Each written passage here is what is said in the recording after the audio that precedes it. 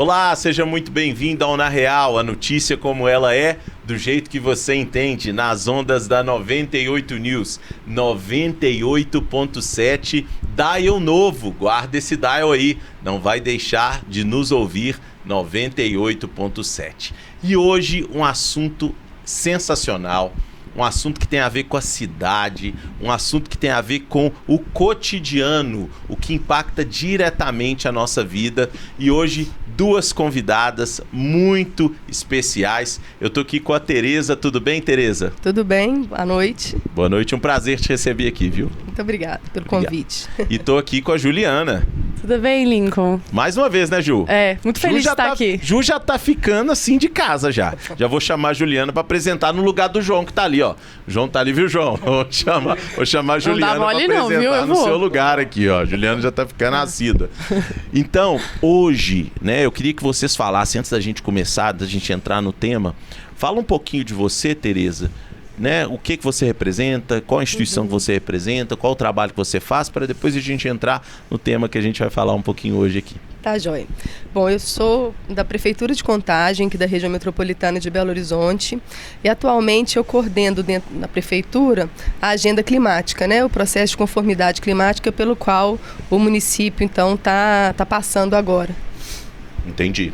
Então você está em Contagem especificamente. Isso. Perfeito. Ju, fala um pouquinho de você. Oi, gente.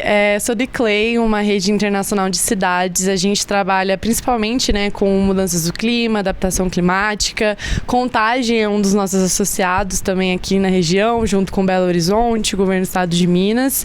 E eu tô lá como consultora, trabalhando aí com os projetos na região de Minas Gerais. Excelente. A gente teve essa semana, né, nos dias 9, 10 e 11, um evento muito importante aqui em Belo Horizonte, né? Eu vou falar de um evento, até de uma agenda global, que se eu tiver errado, vocês me corrijam, né? Mas hoje o clima é uma agenda global. A gente tem vivenciado isso por motivos diferentes, né? Muitas vezes a gente está sendo educado a entender a importância do clima e como ele impacta as nossas vidas. Eu vejo que já é uma geração nova que entende um pouco mais, né? Os meus filhos já se preocupam mais com o meio ambiente do que eu me preocupava na minha época. E trazendo essa agenda global, a gente teve um evento, a COP30 agora recentemente. Esse é um evento que foi vinculado à COP30. Adapta cidades. Tereza, fala pra gente um pouquinho desse projeto, que eu imagino que a Prefeitura de Contagem também esteja envolvida. Fala um pouquinho do projeto, depois a gente vai entrando nos pormenores. Sim. O Adapta Cidades, ele é um programa do governo federal, por meio do Ministério do Meio Ambiente, que ele visa trabalhar os territórios, né? Hoje você falou muito bem aí, todo mundo hoje está mais ligado nas questões climáticas, até porque a gente está vivenciando isso, né? Períodos de seca muito extremas, chuvas muito concentradas, incêndios, ilhas de calor, então isso já afeta realmente o nosso dia a dia. E por muito tempo, essas discussões ficaram muito nos planos federais, né? Assim, ficou muito longe, distante do cidadão, né? Que está ali na cidade, que está vivendo o problema mesmo. Então, esse é um programa do governo federal que ele quer tratar do que a gente chama, né, Ju? A gente às vezes tem que ficar conversando, assim, esquece que as pessoas não entendem muito bem, mas é o que a gente chama de federalismo climático, né? É você distribuir dentro do nosso sistema de governo, né, governo federal, o Estado de Minas Gerais, no nosso caso, e os municípios, essas responsabilidades, mas também ajudar os municípios a conseguir construir essa agenda climática, né? Contagem é um município grande, a gente já tem, né? A nossa agenda já está sendo construída, tem parceria com o ICLEI, que a Ju representa aqui, mas muitos municípios pequenos não têm ainda muita essa expertise, às vezes não tem capacidade técnica adequada, às vezes não tem recurso para poder acessar isso. Então, esse programa ele é interessante por isso, porque ele vai descentralizar um pouco essa política e chegar lá no município, lá no território onde a pessoa vive, onde a pessoa tem que se adaptar para toda essa agenda. Onde a pessoa sente, de fato, o impacto das mudanças climáticas. E aí eu queria trazer uma pergunta para a Ju em relação à questão climática, e depois a gente volta no como Adapta Cidades vai tratar dessas questões. eu fico ainda, eu acho que a população tem dúvida ainda sobre ele sabe que existe, sabe que existe o impacto, mas tem dúvida de como eles podem mudar as atividades diárias, como é que a cidade tem que se adaptar para essas novas mudanças. A gente vê muitas iniciativas, né? A própria energia fotovoltaica, né? Que já é uma energia limpa. Apesar o Brasil tem 87% da sua matriz energética limpa. Já teve 94%, né? Já teve mais. Hoje diminuiu muito. Como é que, explica, Ju, como é que o cidadão sente ali no dia a dia? É só o calor? É só o frio? Não? É a água o rio que está poluído? É falta de árvore e desmatamento? Como é que ele sente isso? Essa semana eu acho que ela é bem exemplificação do que a gente está vivendo, né? São Paulo teve um ciclone que apareceu do nada e agora mais de 60 mil pessoas ou 200 mil pessoas por aí. 700? Muito obrigada pelas pessoas. Estão sem energia nas casas porque a Enel não consegue, né, arcar com essa quantidade de mudanças climáticas, eventos muito grandes que acontecem do nada por conta disso. Eu brinco muito, Lincoln, ano passado que eu tava no Ibirapuera correndo e começou a chover fuligem.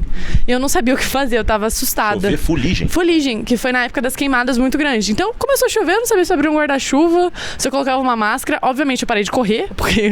Não tem jeito. Eu parei. Tem que correr de máscara. Entrei numa lanchonete também, então assim, e a prefeitura não estava preparada, né, para dar alguma sinalização, alguma orientação, né, nem o Ministério da Saúde. E eu acho que o cidadão cada vez mais fica muito preocupado porque a mudança climática ela é uma agenda que pega todo mundo.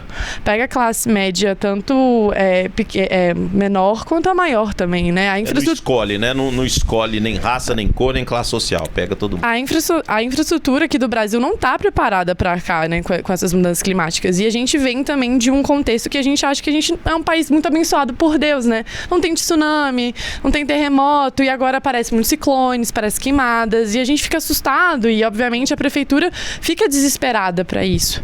Mas eu acredito que o papel do cidadão nisso é obviamente procurar por um consumo consciente, né? Então no dia a dia a gente tem que procurar por marcas brasileiras que tenham aí uma cadeia de produção limpa, que tem sempre procurar os melhores meios, né, de produção, que usem, né, trabalho consciente também. Eu acho que também a gente diminuiu o nosso consumo no sentido assim, vale a pena comprar a quantidade de coisas que eu tenho? Consumo consciente. Consciente, né? Isso também. Mas realmente isso é um papel muito do Estado e muito do Adapta Cidades em si, que foca muito nessas cidades pequenas. Que são cidades que estão ali como prioridade. Contagem já tem um plano de ação, né, de mudanças climáticas, o PLAC deles, e ele é uma cidade âncora, né, uma cidade modelo. Então, as outras pequenas cidades da região aqui de Minas vão olhar para Contagem e entender qual que foi o trabalho deles e o adaptar para isso. Como cidades pequenas que às vezes não têm técnicos suficientes, conseguem então trabalhar com isso, desenvolver isso para que quando acontecer um ciclone, espero que isso aconteça, ainda não aconteça, né? Esteja preparado, né? Pelo menos por uma orientação. Ô Tereza, a Ju trouxe um elemento interessante. Contagem do histórico, né? Desde quando eu conheço a cidade, teve sempre uma vocação industrial muito forte. E lidar com elementos que vão impactar, talvez, na operação daquelas indústrias, é um grande desafio e vocês estão se preparando muito bem para isso. Quais são as ações práticas que o programa traz e que serão ou estão sendo, né? Ou serão no futuro implementadas, o norte para a cidade de Contagem em relação ao Adapta? Bom, como a Ju falou, Contagem já está um pouquinho mais adiantado que os outros municípios, né, nesse processo do Adapta Cidades, né? Aqui em Minas foram 10 municípios selecionados, Contagem é um deles, a gente está um pouquinho na frente. A gente já passou por uma fase que é extremamente importante, que é uma fase de inventário. Quando você vai, então, ali entender de onde que você precisa atuar melhor. Então, de onde que vem sua emissão? Né? Você falou muito bem aí, Contagem é uma cidade de vocação industrial, mas Contagem hoje também é um grande polo logístico. Né? A gente é cortado por 2 grandes rodovias, né? 040 381. A gente tem a Via Expressa que faz a ligação entre elas. Então, é uma cidade estratégica do ponto de vista logístico, o que atrai, então, muitas empresas dessa natureza que emitem muito pelo sistema de transporte e nem tanto pela energia estacionária, que era mais na época das indústrias. Olha então, só hoje que interessante, uma mudança, né? Uma mudança. Hoje a gente tem, então, já mapeamos e vimos que o nosso maior impacto é no setor de transporte. Então, esses instrumentos, né, que a gente usa para fazer um processo até chegar no plano, são super importantes. Nesse caso, um inventário. A gente fez também uma análise de risco e vulnerabilidade climática, que é, assim, bem resumido, é pensar o seguinte: o evento ele não vai trazer consequências iguais na cidade inteira e nem para a população de uma maneira geral. Então, existem pessoas que são mais vulneráveis, né, aos eventos climáticos, e existem locais mais vulneráveis a esses eventos. Então, a gente, com base nesses instrumentos, até para a gente falar um pouco de justiça climática, né, a gente usa para poder fazer o investimento, então, no local onde a gente vai proteger mais as pessoas que são mais vulneráveis para esses eventos, né?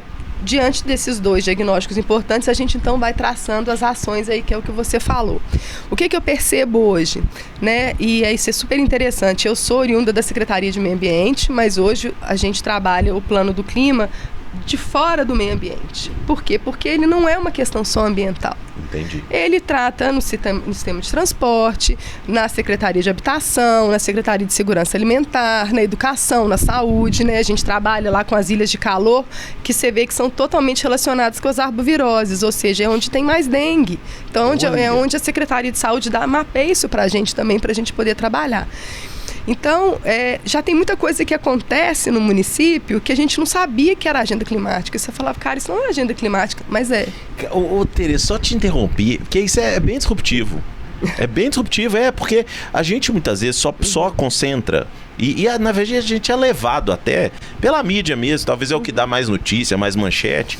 Eu penso assim, não, o problema climático é só o desmatamento. Eu só consigo enxergar ali. Não, ele permeia toda a vida da sociedade local, né? Se a gente parar para pensar, o próprio ciclone que vocês estavam falando, né? O aeroporto de São Paulo ontem parou.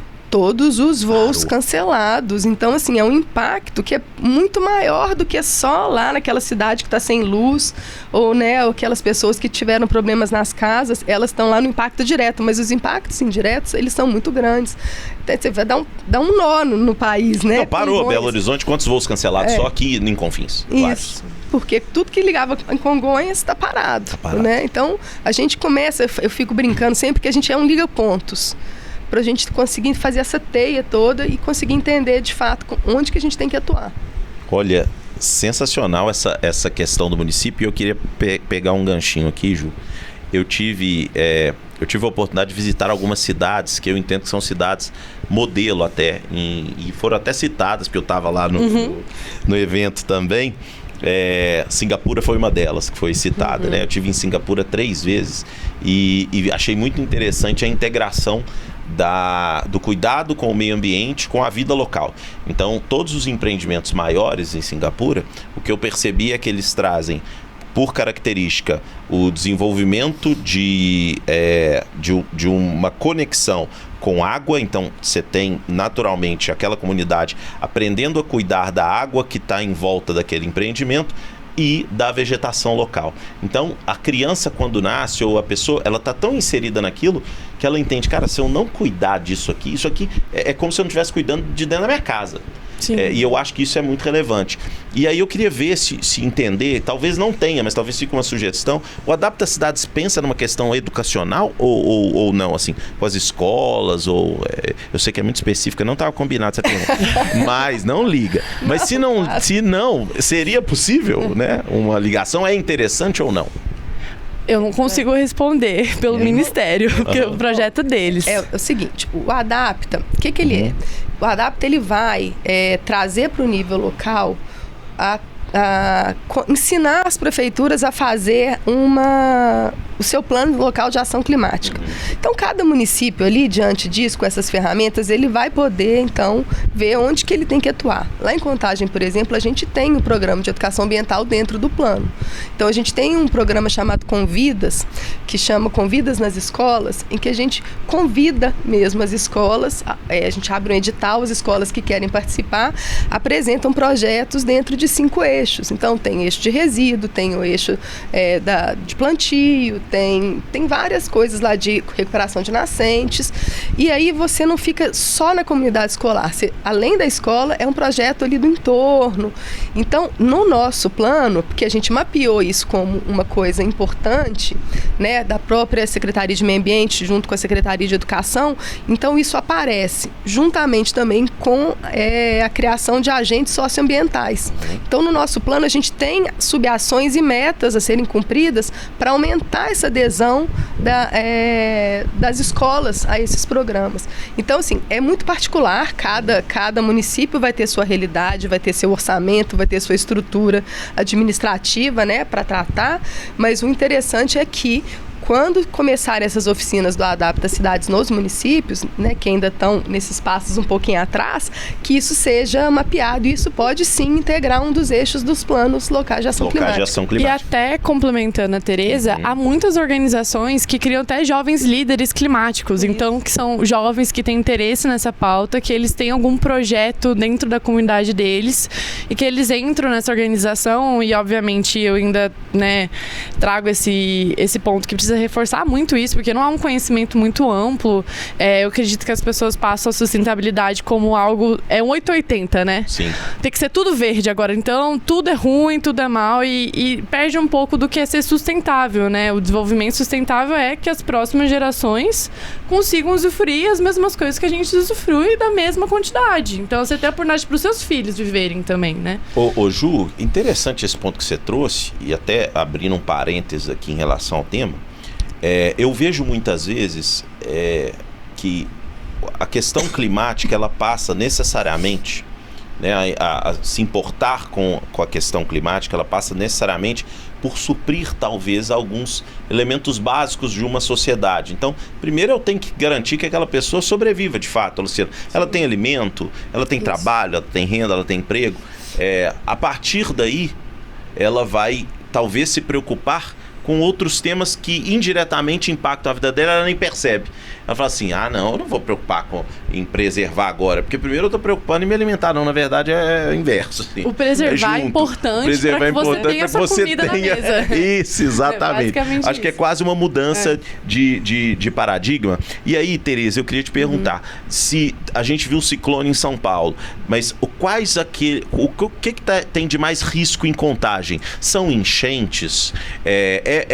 A questão da temperatura que está alta demais ou que está frio demais? O que pode afetar mais Contagem, que talvez tenha risco maior de acontecer? Ou o próprio ciclone, né? Não sei. Não, ciclone, por favor, não. Não, né? Não, eu acho que assim, a realidade, né, das regiões metropolitanas é muito ligada mesmo à questão das chuvas, né? Enchente, algum deslizamento, né? Encosta que às vezes foi ocupada. Infelizmente, a gente tem muitas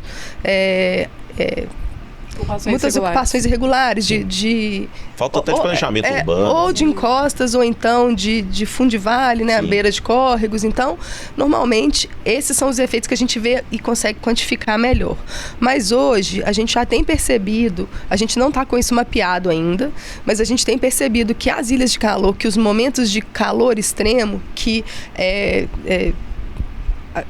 aumentam problemas de saúde, até às vezes problemas já crônicos, eles já vêm sendo uma realidade mesmo, né? A gente não consegue ainda falar assim, porque quando tem uma chuva, tantos ficaram desabrigados, alguns morreram. Com o calor, a gente ainda não consegue mapear tão certinho ainda, mas é um ponto mesmo a se pensar. A se pensar, né?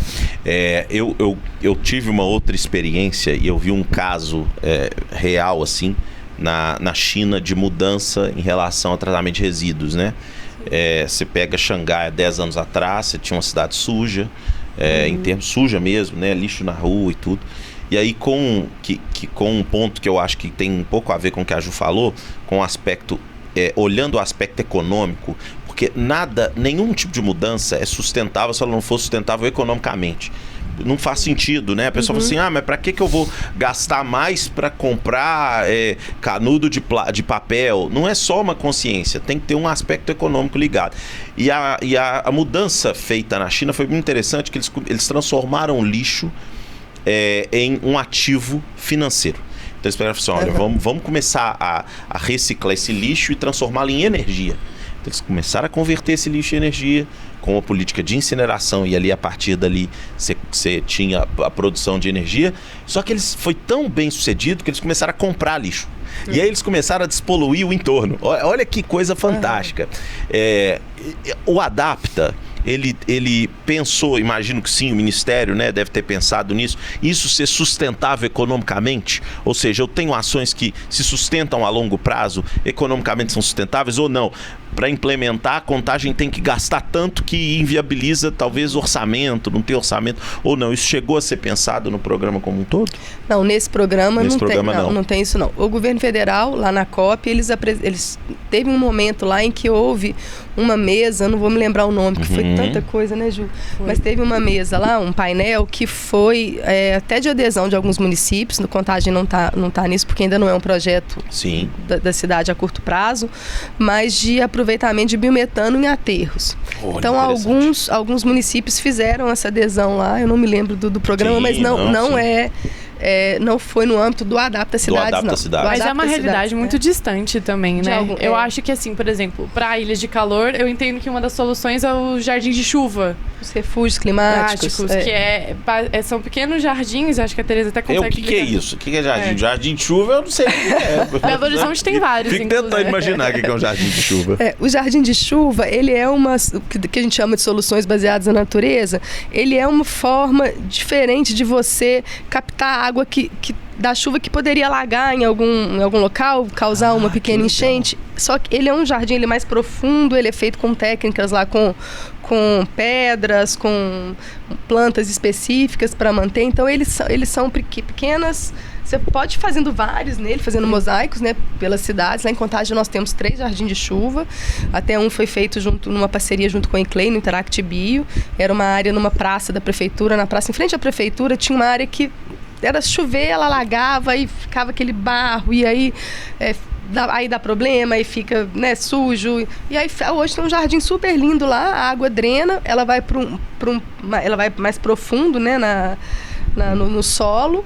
E depois disso a gente replicou nessa outra praça na frente, que eles já fazem uma ligaçãozinha lá. Então, isso é uma solução baseada na natureza muito interessante. E os refúgios climáticos são pequenas áreas em que você vai fazer com que a população sinta menos calor. Menos calor, então, mais árvore plantada.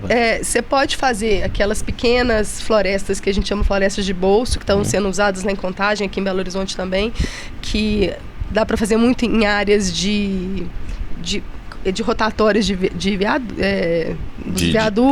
Entendi. Tem algumas canteiros centrais que dão para fazer, que você faz uma concentração maior de espécies ali de árvores, e você cria um microclima interessante. E tem aqui algumas situações até interessantes. A Prefeitura de Belo Horizonte tem uma agora que eles colocaram lá uma árvore, um local para você sentar e um lugar para você beber água. Então você aperta lá e você vai tomar água. Já ajuda muito, né? Já ajuda demais. Você sabe o que eu vi no sul do Brasil? Promenade. A cidade é uma cidade do sul. Eu vi no meio das praças, eles colocavam aqueles, tipo chafariz que tem na praça da estação, né? Mas para a população se refrescar, assim. Isso, é um refúgio climático. É um refúgio climático. Isso a gente nem sabia que tinha um nome bonito, assim. Até para conectar com sua parte da economia, você pensar que o refúgio climático de chuva, ele vai valorizar a área do entorno. Total! Então a economia gira, porque é um investimento que faz, e não há um retorno realmente, é um investimento que a prefeitura, o poder público faz realmente para melhorar a qualidade de vida. Gente, mas deixa de alagar. É totalmente econômico. O trânsito já flui melhor, não há entupimento de bueiros também, qualidade de vida melhora, as pessoas saem na rua, logo o comércio ali melhora, tem pessoas mais na rua, o entorno imobiliário também. Então, assim, assim, eu acredito que a gente tem a economia circular, que é muito essa parte de resíduos que você deu exemplo, mas eu acredito que, infelizmente não, porque eu acho que a gente sempre tem que olhar o todo. Algumas obras realmente são obras para contemplar e melhorar no sentido do que as mudanças climáticas trazem. Ju, além até, assim, se eu crio um refúgio climático, né, onde as pessoas vão se sentir melhor, mais integradas, elas vão se adoecer menos. Isso. Aí elas vão usar menos recurso público nos hospitais. Então isso tudo é econômico. Falta a gente, talvez, dar devido foco, né? E falar assim, cara, isso aqui tem um impacto econômico absurdo, porque as pessoas vão se exercitar mais, vão estar mais ativas, vão respirar melhor, não vão ficar doentes com tanta facilidade. Quando a gente consegue pensar realmente a questão climática, a questão ambiental como um todo, como você disse aí, faz muito mais sentido, de fato, né? Aí você fala assim, eu tô tirando um pouco de carro da rua, deixando o ar menos poluído, o pessoal vai andar de bicicleta, vai ter mais saúde, vai indo. Uma coisa... Aí o sistema de saúde diminui, entendeu? E essa coisa de transversalidade que a adaptação, a mudança climática faz, né? Exemplo da dengue que você deu logo no começo, né? Que a Secretaria de Saúde tem um estudo de ilhas de calor, aumenta a propagação da dengue, logo precisa se conectar a isso, que é uma mudança climática. Eu diminuo doença, eu diminuo o recurso público, gás para tratar a dengue. Gente, isso é sensacional. Isso começa com um plano de ação climática que a prefeitura começa a desenvolver. Porque o plano de ação climática é o começo, é você fazer os técnicos entenderem esse conceito para que eles coloquem isso no dia a dia, as secretarias conversarem e aí todas as soluções que a gente está falando acontecerem. Olha, eu tô besta. Nós já até terminamos o nosso tempo aqui da entrevista. Foi tão rápido, passou rápido, né? Sempre passa rápido. Por quê? Porque o tema é muito bom. Sim. E tímida nada, né? Porque, né, gente? Deixa eu falar com vocês. No início, não, fera. Obrigado, não tá vermelha não. Eu queria agradecer vocês duas. Primeiro, agradecer pelo trabalho que vocês têm feito, né? A gente sabe do trabalho em Contagem, a gente ouviu um pouquinho dele, mas ele é muito maior. Obrigado por fazer esse trabalho, pelo impacto que você está gerando. Vira um exemplo para as outras cidades, para poder se adaptarem, né? Adapta a cidade, se adaptar. Adorei o nome, é um trocadilhozinho. E Ju, pelo trabalho que tem feito junto ao ICLEI. A gente sabe da importância do ICLEI em puxar essas agendas, né? E talvez fazer com que isso chegue no município. Democratizar. Democratizar. Né? A gente, infelizmente, hoje tem uma concentração de renda no governo federal. Todos os impostos vão para o governo, são redistribuídos. Isso é ruim, porque demora a chegar no município, as soluções. E o pessoal vive no município, né? No fim do dia. Então, a iniciativa do Ministério é muito boa de trazer os municípios para o debate, do ICLEI junto. E nossa, aqui, da 98, de acolher essa temática que pra gente é muito cara. Eu quero agradecer vocês. Muito obrigado pela participação. Obrigado pelo hoje convite. Aqui. Valeu. Eu que agradeço também. Contamos com vocês. Nós agora, pessoal, vamos fazer uma pequena transição. Vocês vão estar olhando pra mim aqui, ó. A câmera vai focar em mim, porque meus dois pares, João e Yara, vão entrar aqui pra gente entrar no segundo bloco do programa. João, pode vir? Meninas, muito obrigado. Agora nós vamos ter o nosso quadro.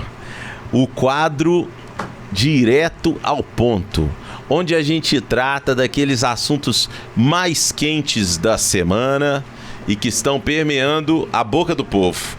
Então, para isso aqui do meu lado, chegou agora meu queridíssimo João Fernandes. Tudo bem, João? Como é que tá, Lincoln? Bom demais? Tudo ótimo, muito obrigado. Incrível o papo aqui que tava tendo.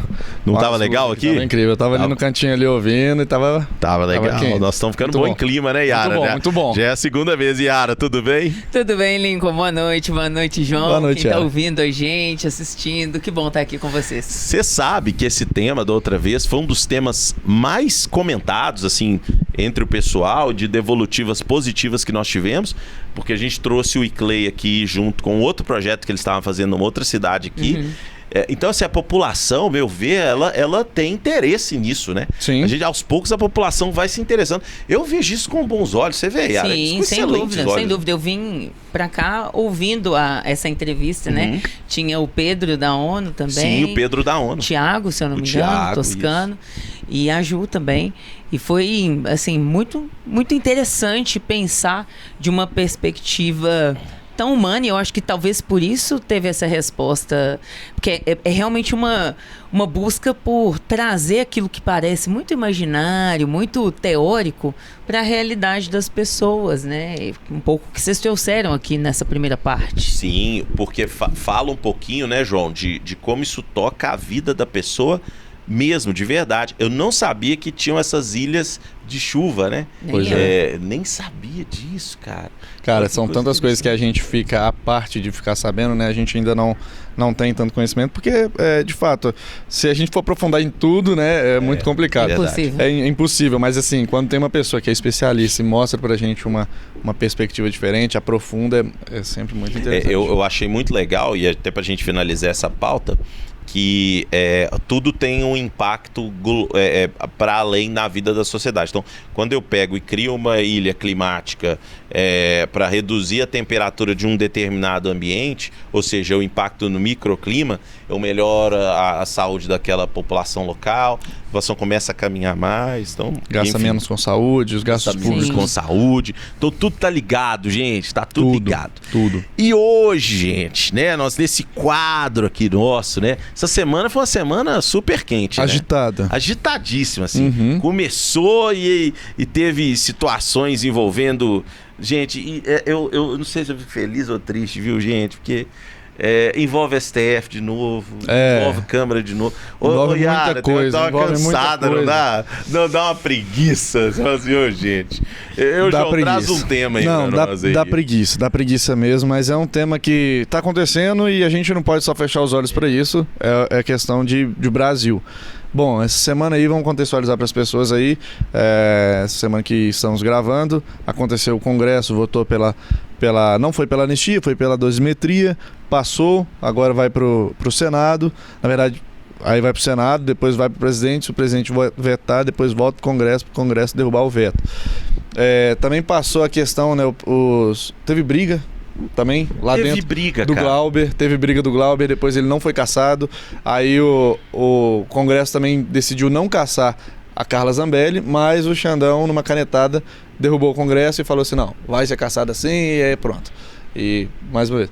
E também hoje, à tarde, nós recebemos a fatídica notícia de que Alexandre de Moraes, sua esposa e o Instituto Lex não estão mais na lista da Magnitsky, dos sancionados pela Magnitsky nos Estados Unidos. Então, eles não estão mais tendo as sanções que a gente esperava que deveria ter. Né? Isso aí vamos dizer que... E aí teve gente colocando culpa no povo brasileiro, teve gente colocando culpa... Aí... Culpa pra todo mundo, Culpa né? pra todo mundo, aí culpa não sobra. Yara, sabe que eu fico triste, de verdade? É que cada assunto desse que vai e vem, né? A gente vê uma briga de ego entre STF, Câmara... E aí a coisa, a sensação que eu tenho, não sei se você tem, mas é que a coisa não vai pra frente, sabe? Não vai pra frente, nem vai pra trás, caminha de lado. Caminha de lado. Aí assim, passa ano. Gente, nós estamos discutindo isso em 2 anos. Eu quero ver o país pra frente. Sim. Você não quer, não? Qual que é o seu sentimento, Yara, sobre isso tudo, assim? Olha, assim, pra te ser muito sincera, essa semana, assim, eu evitei ao máximo ficar consumindo esses tipos de temas. A sensação, acho que também tem um cansaço de final de ano também, né? O que você falou também, um pouco de repetição. Eu confesso que eu tô bastante ansiosa em relação ao próximo ano também, que é um ano eleitoral. É um ano tenso, ano que vem. Então, assim, eu confesso que eu tô, assim...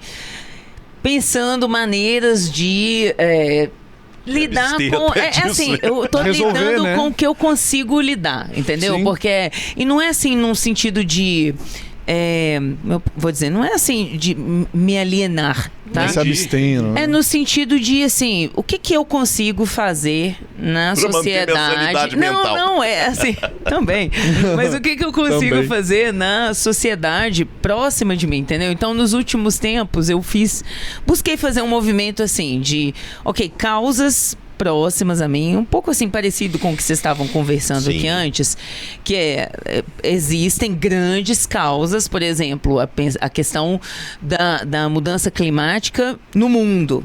E existem coisas que eu consigo fazer aqui. Próximo, eu, meu vizinho, minha comunidade. Ou seja, eu consigo impactar diretamente ali, sem depender do poder público. Exato, sabe? Porque tem por exemplo, essas questões todas, vocês mesmos já falaram, assim, não é exatamente algo que eu vou conseguir fazer. Solucionar. Tá uma confusão danada, sabe? Toda hora que você liga a televisão, aí é briga, é um batendo no outro. Você fala, meu Deus, mas isso parece um jogo de futebol, né? E não pessoas que representam o país, entendeu? Até eu mesmo que tô dentro da política, assim, a gente vive isso aí todo dia, a gente também fica cansado, sabe, Yara? A gente vê que, na verdade, eu acho que a briga não é nem de ego, é de poder, né? Quem tem mais poder ali, se é a Câmara. E isso tá criando uma tensão institucional tão grande no Brasil. E, gente, volto a dizer, sempre digo aqui em todos os programas, quem vai pagar é o povo, quem paga a conta sempre é o povo. Mas isso que você está falando é verdade. A gente também, a gente fica o dia inteiro olhando para essas notícias. A gente não tem poder suficiente a resolver isso, porque a gente já foi para a rua, a gente já tentou fazer tudo, não abalou lá em cima. Então a gente não tem poder para resolver isso, a gente fica só, sabe, esquentando cabeça, cara. Somatizando tudo. E aí, vamos ser bem sinceros, né, Lincoln? Igual você estava conversando aqui mais cedo, aqui agora, tem coisas muito mais profundas que uma pessoa vendo de fora não consegue enxergar. Ou seja, na política também tem isso. Tem os acordos que acontecem lá que não saem na mídia, que a gente não fica sabendo. Com certeza o Trump fez um acordo com o Brasil e estava nesse acordo tirar o Xandão da Magnitsky, que a gente nem sabe que acordo que rolou. Terras raras, né? Mas a gente nem pode ter certeza em relação a isso ainda, né? Eu vi uma reportagem, engraçada, antes até de sair essa notícia da Lei Magnitsky, tava falando sobre... gente, que são terras raras, né? Todo tipo de mineral e material que é raro e vai para uma indústria muito específica. Então, o tecnológico. Nióbio, por exemplo. Sim. Nióbio é uma terra rara, né? Um mineral raro. O nióbio, ele compõe, não sei se o pessoal sabia, ou se até vocês sabiam, ele compõe as máquinas de ressonância magnética. Não sabia. Só existe porque tem. E a maior produção, né? A maior produção, distribuição de nióbio é aqui em Minas Gerais. Então, sabe o que eu fico pensando muitas vezes? E aí tem a ver com esse jogo, mas tem a ver com um pensamento muito mais macro, Yara.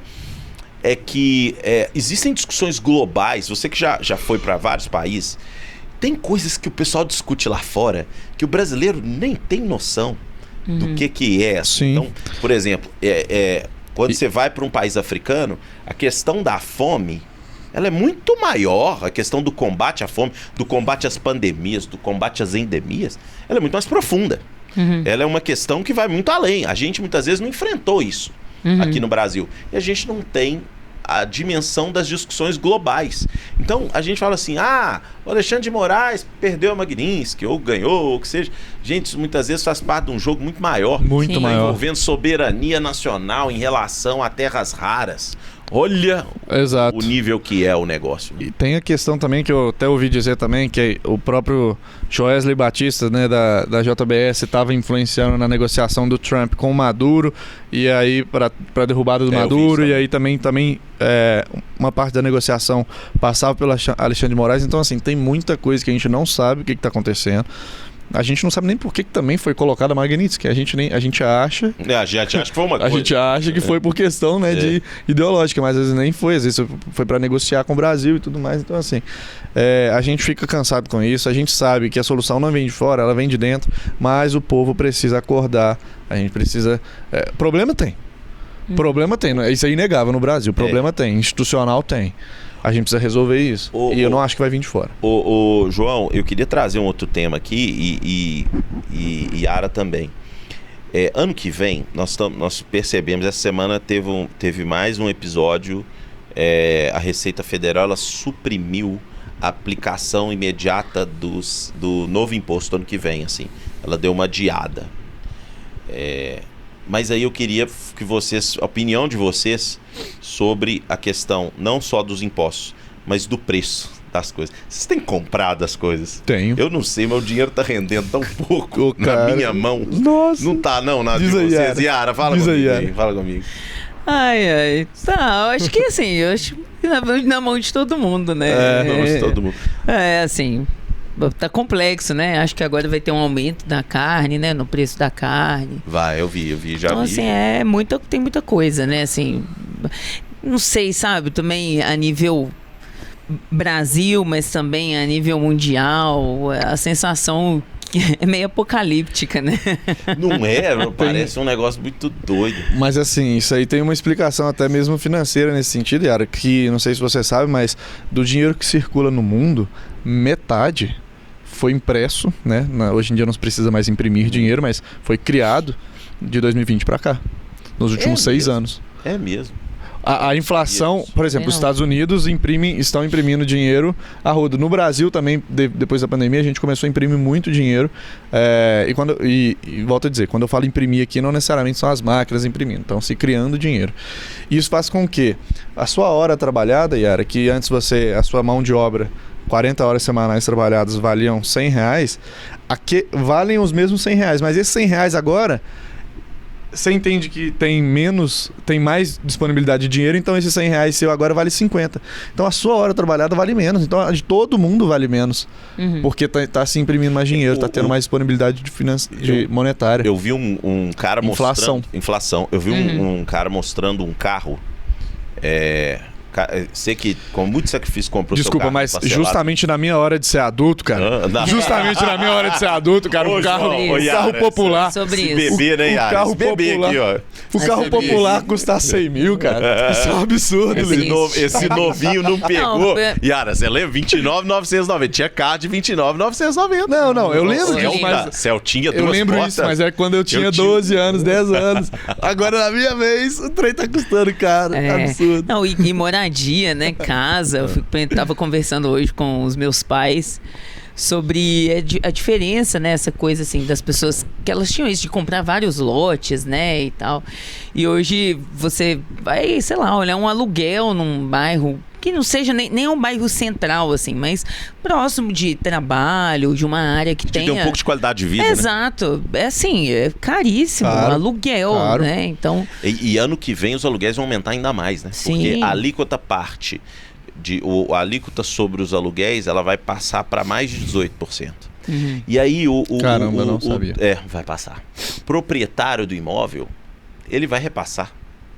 Eu fico imaginando, porque a pessoa que muitas vezes... Claro, gente, eu acho super engraçado aqueles podcasts que o cara fala assim, pra que você vai comprar uma casa, né? É melhor você pegar o dinheiro e... Não, se você tem o dinheiro, se você tem o dinheiro pra comprar, né? Compra. Meu amigo, é porque você teve como juntar, né? Exato. Então, assim, tem uma lógica aí. Realmente, tem 2 milhões de reais, pra que você vai comprar uma casa de 2 milhões? Bota pra render a 15% ao ano, carro, mágica, né? Aí você paga um aluguel menor. Exato. Mas isso não acontece. Não, o povo financia a casa e paga a vida inteira. Exato. E aí a pessoa que não conseguiu financiar a casa, ela mora de aluguel, ela precisa de morar. Porque, inclusive, nós temos um aumento absurdo de moradores de rua em função, inclusive, disso. Exato. Ou seja, uma moradia cada vez mais cara. Verdade. Eu vi uma pessoa falando hoje de manhã que o aluguel de um barraco na favela chega próximo de R$1.000. Então, nós estamos falando que uma pessoa que muitas vezes ganha 1.500, ela paga 1.000 de aluguel. Sim. Os outros 500 dela é para comer, viver, andar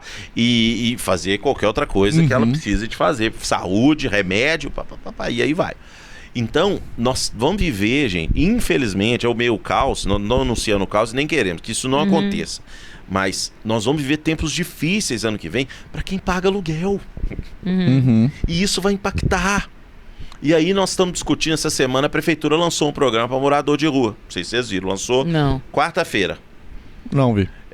O prefeito falou assim que é uma situação que ele quer tratar com acolhimento, porque é um acolhimento social, psicológico, Exato.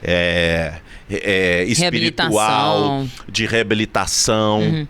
E assim, isso vai aumentar, né? Vocês têm percebido isso, assim, não só o aumento do morador de rua em função dessa questão econômica, porque, gente, se tá caro pra gente, que muitas vezes temos uma formação, temos uma condição privilegiada, um emprego, imagina para quem ganha menos.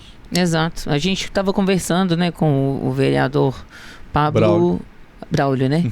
E aí a gente estava justamente falando sobre essa questão, né, de um projeto de lei que ele que tá rodando ainda, né? É isso, João? Ele foi passado em primeiro turno. Isso. E aí é uma das questões, né? Assim, que por um lado você tem o problema real das pessoas que estão aí, você tem um problema que é um outro problema, que é a questão dos usuários de droga, que não são todos os que estão ali. Não são. Tem um outro problema que é o ir e vir deles e do cidadão, porque eu saí daqui pensando muito, né? Que a gente fala, mas a pessoa está impedida de ir e vir quando ela vai no centro e aí ela não consegue caminhar pela cidade porque tem muita gente, muito morador, é uma questão de medo, etc. E aí eu fiquei pensando, tipo, também tem as pessoas que não têm também o direito de ir e vir, no sentido de esse morador de rua também não tem o direito de moradia, não pode frequentar qualquer lugar. Funcionalmente ele não tem o direito, porque era pra ter, né? Exato. E vira uma prisão, assim, para todo mundo, na verdade, né? E quando a gente pensa, né, nisso, e eu acho legal você trazer isso, né, Lincoln, que assim, o problema, o morador de rua ali, ou aquela pessoa naquela situação ali, é um sintoma de vários problemas ali. Aquilo ali é só sociais. Exato. Aquilo ali é o produto. Exato. Então, olha o tanto de coisa ali dentro, como o João falou. Tem várias camadas nas quais você precisa trabalhar para resolver aquele sintoma ali, né? Eu acho que, por exemplo, aí a gente vai entrar numa questão mais profunda, mas a questão do direito de moradia, o Estado ela não tem como prover isso para todo mundo. Nem direito à educação o Estado tem como prover isso para todo mundo. Então, não tem como você falar que é um direito se você não consegue manter esse direito na ponta do lápis. O direito ele só não é efetivado, né? Tá exato. Lá, o direito deveria. Mas aí você também entra na questão que, tipo assim, para você ter um direito garantido, outra pessoa tem que ir lá e construir aquela casa. Você não tem como você também interferir no trabalho do outro, fazendo com que aquele trabalho seja um direito para outra pessoa, ou seja, tá entendendo o que eu tô querendo dizer? Entendi. Eu entendi. O direito de ir e vir não interfere em nada ou na sua mão de obra, no seu trabalho, na sua vida. Eu só preciso caminhar, só preciso trocar os passos. Agora, o direito de moradia, alguém precisa de ir lá, construir uma casa, para que eu more ali. Você sabe, você sabe que eu tenho uma solução polêmica para isso, né? Solução polêmica para isso? Diga lá. É o seguinte, assim, vai lá e aprova o seguinte, lá na Câmara, fala assim, vamos reduzir o tamanho da Câmara. Não é? Olha o tamanho da Câmara, né? Olha só, vamos reduzir o tamanho da Câmara. Vamos reduzir o tamanho do Judiciário também. Por que eu tenho Tribunal Regional Eleitoral? Porque eu tenho um tribunal. Já podia ser tribunal de tudo, concorda? Sim. Então eu reduzo o Tribunal Regional Eleitoral. Eu vou lá e corto 43 ministérios, né? E boto 15. E, assim, o que eu fico abismado é que falta política pública porque dinheiro não é taxando mais o cidadão, não. Porque eu discordo, assim, ninguém tá aguentando mais imposto. Ninguém aguenta mais pagar imposto, quem paga mais imposto é o pobre. Por que paga mais imposto? Não é porque agora o governo federal vai colocar 10% a mais. A propaganda é muito engraçada, inclusive, até, né? Isenção de quem ganha até 5 mil reais. Deixa eu te falar, quem ganha até 5 mil, a maioria da renda dele tá na informalidade. Ele já não pagaria imposto de renda mesmo. Então, assim, primeiro tem que tirar esse mito aí de que o tanto de gente vai ser beneficiada. Balela isso. Mas é ótimo, já menos imposto. Só que taxar lá os ricos lá não é a solução, não. Por quê? Porque o imposto de renda sobre o consumo no Brasil é o que mais penaliza. Porque a lata de milho custa o mesmo tanto pro rico, o mesmo tanto pro pobre. No mesmo supermercado. Pra quem que custa? E ela foi taxada 3, 4 vezes pra chegar ali na gôndola de mercado. Ela tá 48% em cima. Eu vi um anúncio de um carro chinês hoje lá, né? Mais um carro chinês. Deve ter chegado 150 mil carros chineses. Nós não temos, né? A indústria nacional vai acabar, né, gente? Vai acabar. Né? A única que tem empresa que é a Troller a Troller brasileira é a única montadora brasileira. A única montadora brasileira vai acabar.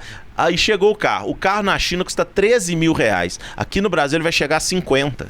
Aí mostrou a carga tributária em cima do carro. Gente, a carga tributária é 3 vezes o valor do carro.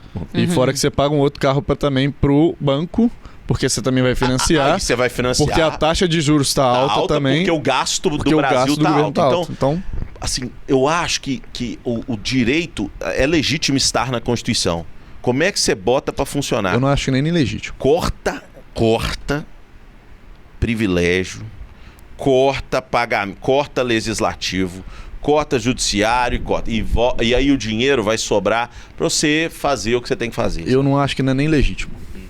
Você não pode dar um direito para uma pessoa que você também não vai garantir aquilo ali.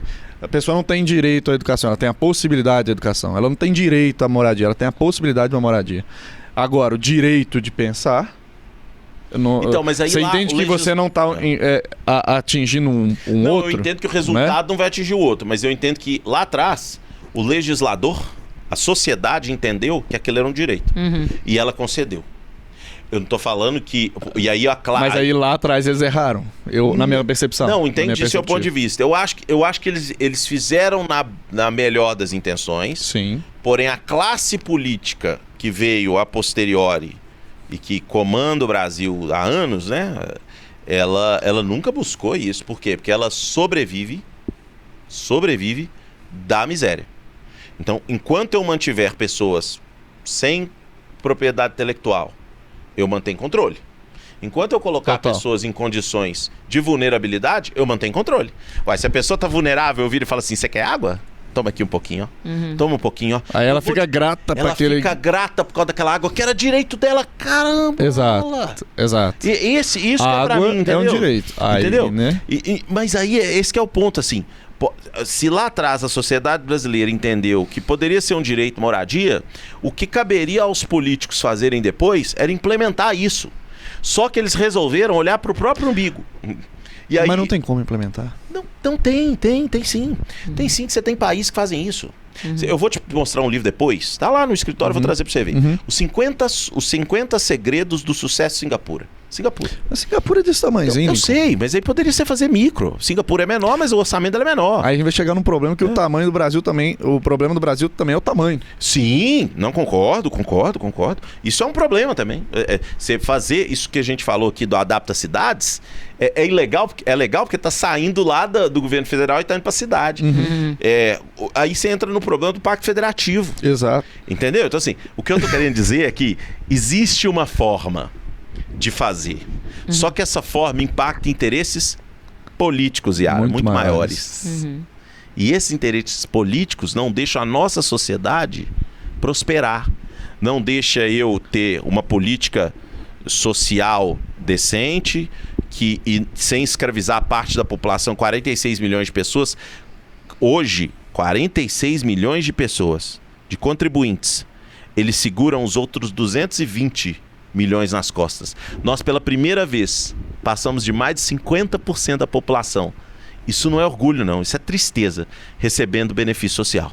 Isso é um absurdo. Isso é triste. Isso é um absurdo. Porque nós estamos colocando, nós estamos escancarando que nossa sociedade é uma sociedade muito pobre. E aí eu sei que nós estamos com tempo aqui, esse aí é programa até para falar depois. E o último ponto que veio essa semana para a gente fechar foi o seguinte. Além desses 50%, né, que estão recebendo esse benefício, estão, na verdade, sobrevivendo dos outros 46 milhões que pagam impostos, estão incluídos aí, gente, servidores públicos, porque o servidor público ele não gera receita. Ele gera. Consome receita. Ele consome. Receita dos impostos, que ele mesmo paga também no consumo no dia a dia. Não só os benefícios sociais, são servidores públicos, são aposentados, que hoje a Previdência é uma furada, é a classe política, é o fundo eleitoral. Ano que vem, 5 bilhões. Viu, João, que se pegar os 5 bilhões, Yara, construir casa.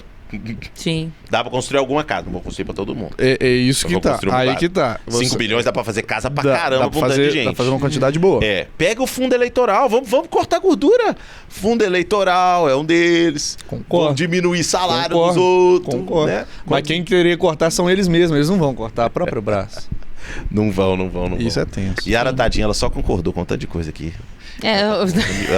Esse é o ponto de vocês. Tá triste. A Yara tem um coração bom. A Yara é o que tem o melhor coração de nós aqui. Se um dia você pensar eu acho que a gente é muito pragmático, a gente deixa de olhar pra pessoa ali que tá ali, tenta pensar no problema, a gente tenta resolver o problema. A Yara, ela é coração, ela realmente... Eu preciso aprender com você. Yara, nesse livro, pra gente terminar, nesse livro, um dos segredos de Singapura é a educação. Legal. E a forma como eles lidam com a educação é uma educação integral. Uhum. Ele não forma a pessoa para passar numa prova do Enem. Ele forma a pessoa para ser um cidadão. Uhum. Então, ele forma assim, ele dá a educação, e além disso ele ensina o cara a servir a sociedade dele, a contribuir, a devolver para a sociedade aquela formação que ele recebeu. Uhum. Aqui no Brasil é assim, Yara? Não, quem dera. Quem dera, né? Uhum. Faculdade tá assim. Nem no Brasil e em muitos países, infelizmente. Mas você mesmo já falou disso aqui no programa uma vez, que tipo assim, que você como Yara, tem essa percepção de devolver para a sociedade uma coisa que você recebeu dela, né? Sim. Que foi o estudo e tudo Exato. mais. Até de quem não fez universidade, né? Porque no meu caso eu estudei universidade pública, mestrado, doutorado, toda a minha formação na superior foi pública, né? Então, sabendo que tem muitas pessoas que nunca vão pisar numa universidade, pagaram a minha universidade por meio dos impostos, inclusive, eu tenho esse compromisso de alguma coisa eu tenho que devolver.